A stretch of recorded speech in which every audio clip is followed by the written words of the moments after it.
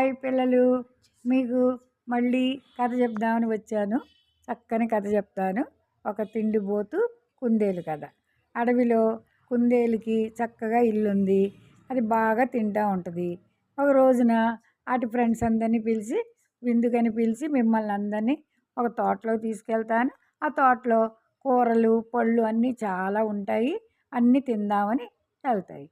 అక్కడేమో ఈ వచ్చిన ఫ్రెండ్స్ ఈ కుందేలు అవి తినేసి వెళ్ళిపోతాయి. ఇది ఇంకా తింటానే ఉంటుంది. తోడేలు వస్తుంది. తోడేలు చూసి అవన్నీ పరిగెత్తుకుంటూ వెళ్ళిపోతూ ఉంటాయి. ఇదేమో నడవలేదు, పరిగెత్తలేదు. అందుకని చిన్నగా వెళ్తుంటే దీని వెనకాలే తోడేలు వెళ్తుంది. అవన్నీ ఒక గుహలోకి వెళ్ళిపోతాయి. ఇది కూడా రా రా అని పిలిస్తే ఇది నడవలేదయ్యే, పరిగెత్తలేదయ్యే, పొట్ట అడ్డం వస్తుంది, ఆయాసం వచ్చేస్తుంది. చివరికి ఎలాగో ఎలా గుహ దగ్గరికి వెళ్తుంది.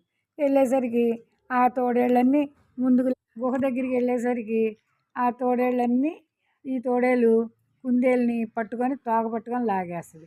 ఆ లోపల ఉన్న కుందేళ్ళేమో దీన్ని లోపలికి లాగుతాయి. ఇదే తోడేలేమో వెనక్కి లాగుతుంది.